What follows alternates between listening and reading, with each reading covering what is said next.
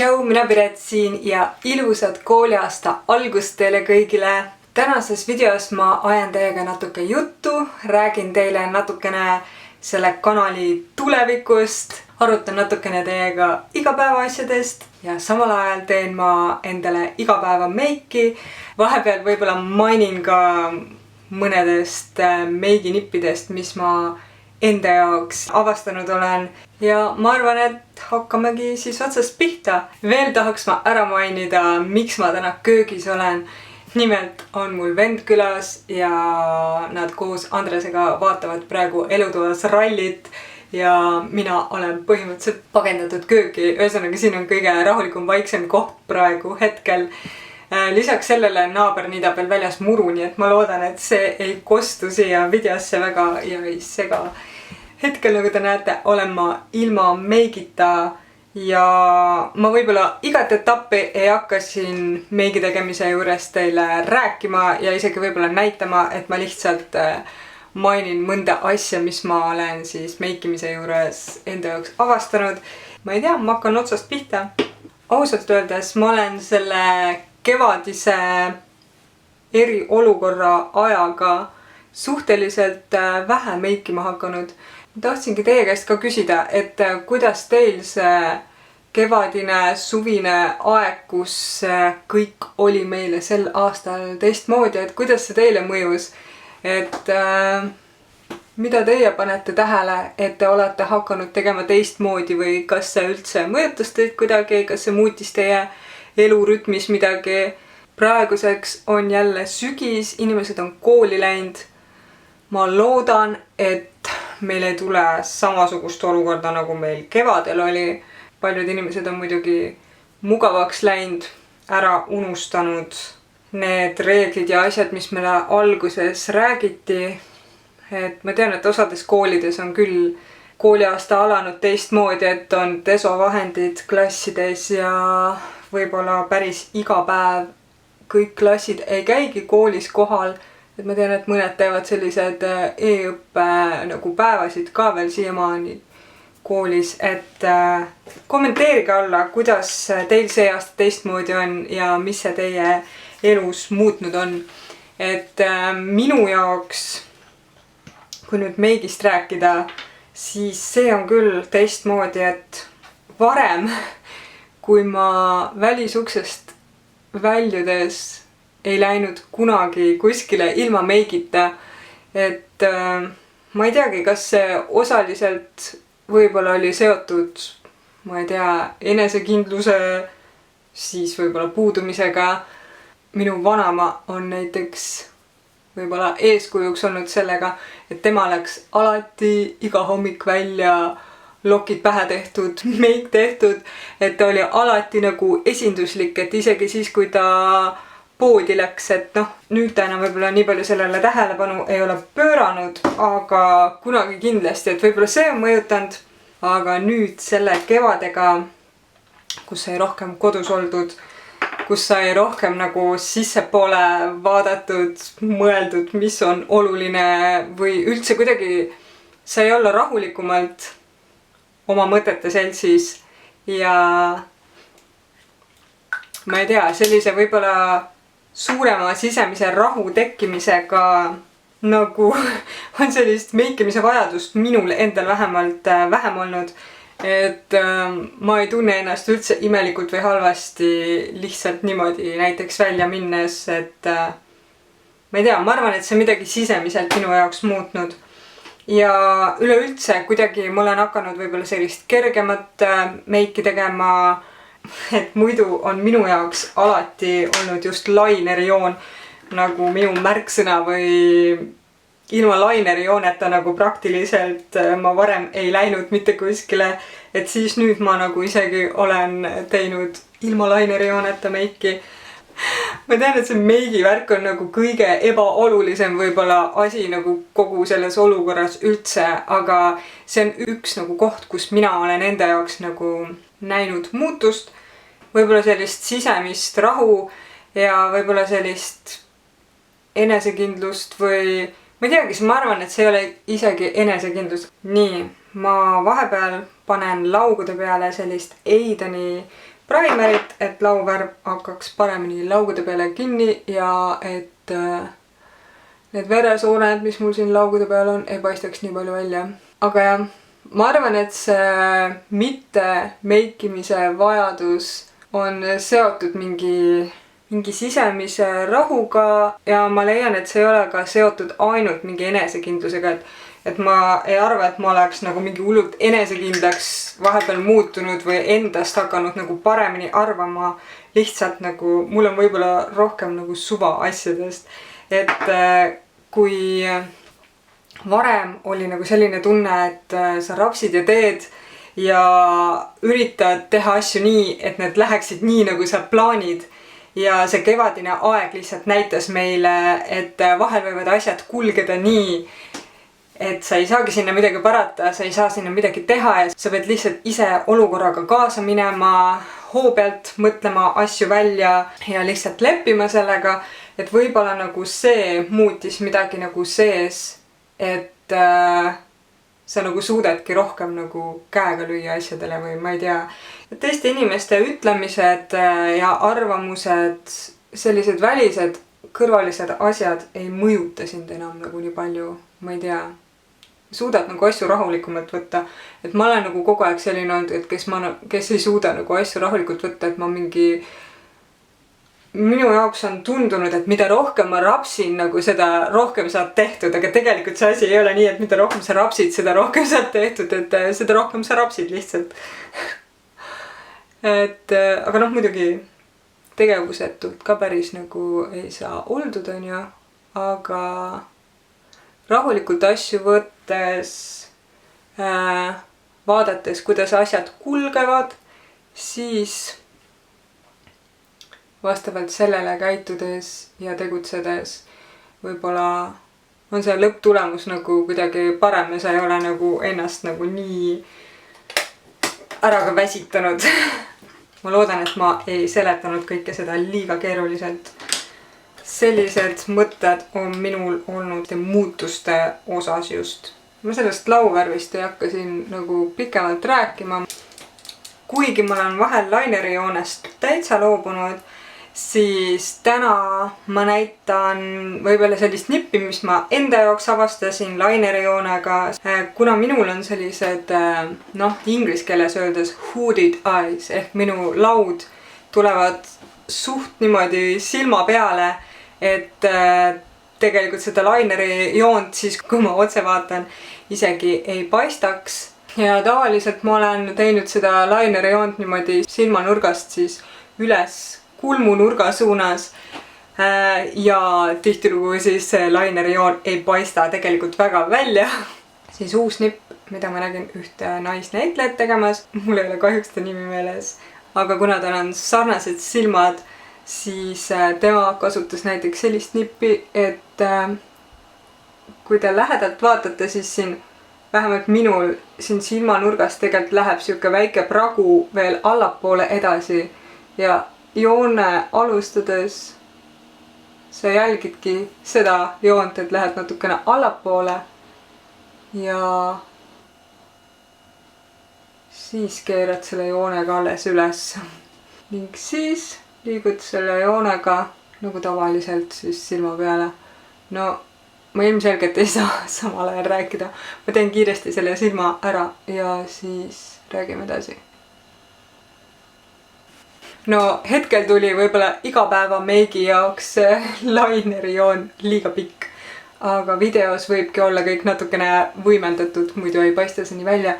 Teine nipp, mis ma hiljuti olen kasutama hakanud, on see, et ma ei ole toonud seda laineri joont siia sisse nurka väga lähedale, et ma olengi selle joone kuskil keset silma ära lõpetanud, et siis toob nagu silmad niimoodi kõrgemale väljapoole, et mul on suht keskel nagu oma silmad, et siis see natuke korrigeerib seda. Teine silm ka. Et niimoodi, kui ma otse vaatan, siis need laineri jooned paistavad välja. Natukene meenutab see minu jaoks sellise kurva nuku välimust, ma ei tea. Aga ma tahtsin teiega täna veel millestki rääkida. Nimelt natukene oma kanalist ja selle tulevikust. ma olen siin kanalil juba päris tükk aega videosid teinud ja ma ei tea, viimase aasta jooksul on kuidagi siin kanalil nagu asjad seisma jäänud. Ma ei teagi, kas see on mingisuguste tehniliste vigade tõttu või ei ole, aga ma ei tea, minu subscriberite arv on millegipärast olnud ühe ja sama numbri juures juba peaaegu aasta. Et nii kui keegi tuleb juurde, siis nagu kaob jälle peaaegu sama arv inimesi ära, et ma ei tea, kas see on mingi tehniline viga või ongi päriselt inimesed tulevad ja lähevad, liiguvad. No tahes-tahtmata see natukene võtab motivatsiooni ära, et kui ei toimu muutusi, aga samas ma olen mõelnud, et mina ise ei ole ka mingisuguseid muutusi võib-olla nii väga siin kanalil teinud ja ma olen mõelnud tükk aega selle peale ja kuna see kanal on ikkagi minu jaoks hobi, et kui rahast rääkides, siis ütleme nii, et see kanal ei ole mulle sissetuleku allikas ja ma tahan, et see minu hobi jääks mulle meeldivaks hobiks, mida ma tahan teha, mida ma tahan rõõmuga teha, põnevusega teha, sest et videod ja filmimine mulle on väga ammu, väga pikalt meeldinud ja et see jääks minu jaoks ka meeldivaks tegevuseks, siis ma otsustasin, et ma ei hakka päris igal nädalal videosid postitama, et ma loodan, et see ei tee teid kurvaks, sest et ma arvan, et kuskil üle nädala, vahel rohkem, vahel harvem saab see postitamine olema ja ma loodan, et see pigem tõstab selle kanali kvaliteeti.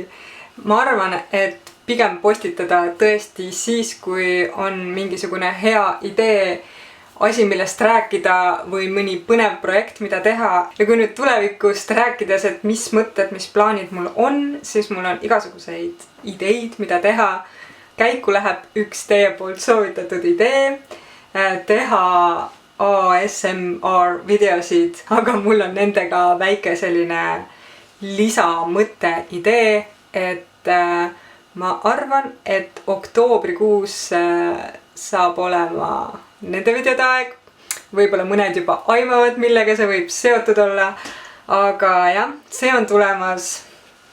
Siis mingi aeg kindlasti ma räägin oma Invisalign kappede kogemusest veel, sest et mul on praktiliselt kohe-kohe ravi läbi saamas.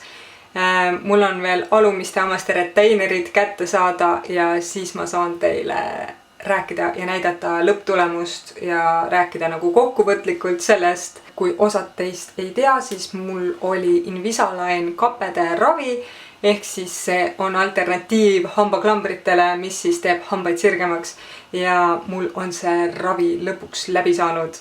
Algsest poolest aastast on saanud küll aasta, aga ma olen ikkagi lõpptulemusega rahul ja õnnelik selle üle, et see ravi on kohe läbi saamas. Siis oma köögist on mul veel plaanis teile rääkida. Natukene teile siin taga paistab, et mul on veel köök siiski pooleli. See kapp peaks olema üleval seina peal ja siia teise seina kapile tuleb veel lisakaunistusi. Ma joonistasin sellised dekoratsioonid paberist, mis ma kujutaksin ette, et siin võiks veel lisaks olla ja üks inimene lubas mulle freesida siis puidust sellise kujundiga asjad valmis ja lisaks sellele, kuna mu kapid on väga kõrged lae all, siis ma tahtsin sellist redeltooli. Ma leidsin küll internetist pildid, et millise kujuga see tool võiks olla, aga see tool samamoodi ma tahaks, et oleks samasugune selline veits vanaaegsemas stiilis ja siis ma plaanin põhimõtteliselt selle ka selliseks õhuliseks, pitsiliseks, mustriliseks joonistada ja see veel võtab ka natuke aega, nii et köögiga veel läheb natukene aega. Siis on mul veel plaanis üks mõte, üks projekt, mis on seotud ka selle kanaliga, aga see võtab, ma arvan, et natukene rohkem aega, et ma vaikselt nokitsen kogu aeg nende lisaasjadega ja kõik see võtab oma aja. See pikem projekt on seotud siis YouTube'i ja YouTube'i laiviga ja see idee on siis lisaks videopildile, mis siin YouTube'is nagu põhiline on seotud ka muusikaga, aga praegu ma rohkem sellest projektist ei räägi, sest et see lõppkuupäev ja tulemus ei ole veel kindel. Et kuigi ma iga nädal võib-olla teie ees ei ole, siis ma vaikselt tegutsen ja tegelen asjadega, mida teieni tuua. Nii peaks vahepeal meikiga edasi tegema. Võib-olla üks olulisem asi, mis ma oma meigi juures olen muutnud või avastanud enda jaoks, on olnud see, kuidas ma oma kulmusid olen teinud. Varem ma olen kasutanud kulmukeele, et millega siis harjata kulmud õiges suunas. Aga ma ei tea, minu kulmud loomulikult on siuksed longuskulmud. Ei ükski kulmukeel ega miski ei hoia mu kulme nagu ilusti paigal ja nad alati vajuvad nagu kas paar karva või vajuvadki niimoodi longu päeva jooksul ära ja siis ma näen lõpuks välja nagu mingi märg vares on ja kellele see meeldiks, aga ma avastasin enda jaoks ühe triki, kuidas saada nagu perfektsed kulmud. Ma sain ühe pakiga kaasa sellise meeste juukse želee, mis on tugeva hoidvusega ja mis on välimuselt matt. Ja ma olen avastanud, et see on väga hea vahend taltsutamaks oma kulme, kui isegi need kergemad kulmukeelid juba sel hetkel, kui ma kammin, nagu ei toimi, et mõnede keelidega nagu lihtsalt kammid üles, kohe vajub kõik alla, siis sellega on su kulmud nagu päev otsa paigal nagu päriselt ka. Ma ei tea, kes peale minu keegi veel on kasutanud nagu juukseželeed kulmudeks. Kui on, siis kommenteerige alla, mina ei ole tähele pannud, aga ma tean, et seebiga ja ma ei tea millega nagu on neid kulme tehtud, aga mina panen siis käe peale väikse koguse seda želeed, ajan sõrmega laiali, et ta nagu soojaga läheb natukene siukseks nagu vedelamaks, paremini kasutatavaks, siis ma võtan väikse selle ripsme harjakesega seda želeed ja kammin oma kulmud õigesse asendisse, alguses natukene kõrgemale kui vaja ja siis pärast tõmban ülemise servaga sirgu. Ja põhimõtteliselt su kulmud näevad terve päev sellised välja. Võrrelge see ja see kulm.